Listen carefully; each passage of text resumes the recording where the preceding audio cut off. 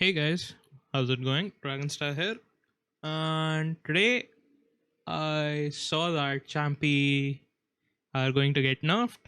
So, what better timing to showcase the 2P war between Sebastian and Capoch?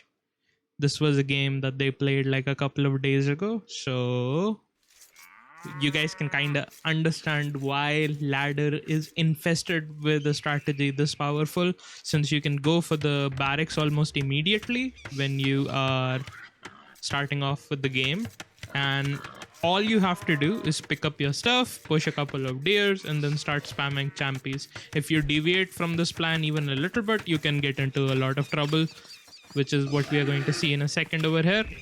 Capoch sends his Champi immediately forward, even manages to steal 2 of the cows from Sebastian, and it still won't make a difference, as you'll see in a second.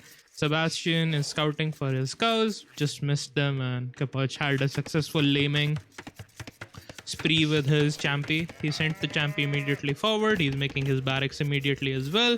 Meanwhile, Sebastian is pushing his deer, and I'm gonna skip a little bit forward. Both of them are setting themselves up to going for lots of Champies. Maybe Capoch wants to do something a little bit more greedy because he realizes that he was able to get away with cows.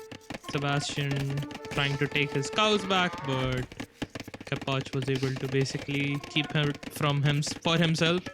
Both of the players are going for Champies. 3 Champies for Capoch, 4 Champies for Sebastian. Settlement coming up and a settlement coming up. So exactly the same build orders. The big difference is between the players that Capoch is not really adding any extra Champies after going for 3 of his Champies. He wants to go for a faster feudal age uptime. He realizes he has more food that he can take with the extra cows that he managed to steal. Loses one of his Champi, the other Champi is going for a scouting information. So this is the scary number of Champi warriors or Champi scouts that you have to watch out for, because you can end up taking a lot of damage to these guys. 460 food versus 38 food, so Sebastian is not going to be clicking up for a while, but he doesn't really need to, as you guys will see in a second why just adding more Champions is superior. And even if you don't have any place to hit, you can always just hit houses from your opponents, which will force them to send a repair villager in order to keep the house up, since house has the least amount of armor in Dark Age. Now we have some Champions fighting in Feudal Age against each other. Capoch is going to finish his feudal age upgrade, but he does not have the numbers, and all Sebastian needs to do is combine rest of his army and make up for the loss in numbers. Sebastian clicks up to the feudal age himself, makes a lot of farms, stays in Dark Age much longer. You can see the resources collected, big difference. Capoch always had to repair, always had to move around with the villages. We have almost a 400, 500 resource bank difference. In exchange, Capoch has archers, which is something you don't really care about in a Champi war, since if you have enough Champies, you can jump on the archers and the archers will not end up making any difference. And you can see, like, Sebastian just had to maintain his mass and he's able to kill feudal units once he gets his upgrades in the blacksmith. He prioritizes the first armor on the blacksmith even before he gets the wood upgrade. Now he has map control with the Champies, so how do we capitalize on Capoch not really moving out of his base with these archers? He's going to hit houses on the other side while sending villagers forward to make a tower on the gold mine. And Capoch has no idea that this is happening, and he cannot really move out of his base to recognize that this is happening, since he is pinned inside his base. So this small chase happening on the right side of the map. Maybe Sebastian was harassing somewhere over there and Capoch wanted to send stuff on the other side. Defensive tower from Capoch, but in my opinion it's already too late. The tower from Sebastian will go up, which will deny the gold. The second barracks is also delayed a little bit. 23 Champions versus 9 and 5, which is basically a foregone conclusion. Now we have too many Champions. 90 minutes into the game, we are playing with close to 30 military melee units, which was almost unheard of in any meta game we had in this game.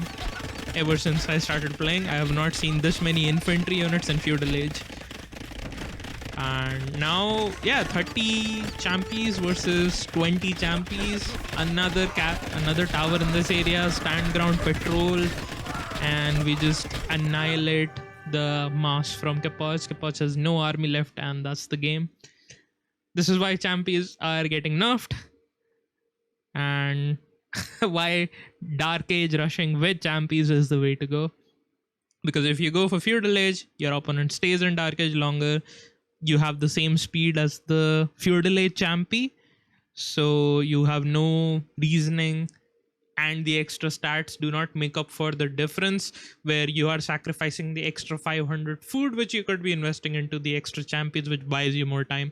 As long as you don't take any economy damage, you'll have more villages working in Dark Age compared to your opponent the entire time. Your tech advantage into the feudal age does not give you a big boost as long as you're forced to repair your stuff and not being able to stabilize your own economy. Champions are a little bit cancerous to play, even at lower elos. I've heard a lot of complaints about this unit, and I'm glad it's getting nerfed. I don't know the full extent of the nerfs. I'm hearing that it's also going to get nerfed to the ground, which makes it impossible to play, but I would be curious about testing it after the nerfs. Maybe there is more feudal application of the unit compared to its Dark Age counterpart. You saw Kepochi, when attempting to go for feudal age, immediately gets punished, gets destroyed, has a 500 to 1000 economy difference between the players, just because the Dark Age economy is more efficient because you have more villagers working on it the entire time. That's my thought on the champion nerf, and a game to showcase why it is so oppressive in the current meta right now. I think that's going to be it from me. I'm going to be playing my set against Mihai on Monday. After that, I'll make a recap and probably make more plans for going for the streams. I did say that I'm going to start streaming, and the update for that is I'm going to be streaming on multiple platforms since a lot of ads and time zones are mismatching for me against other players. So that's this mini update on the Champi and my streaming schedule. Thanks for watching, guys. If you learned something, give the video a like. Give me a subscription if you enjoy watching most stuff like this, analysis of the current meta game, and more guides on the way. Okay, see ya.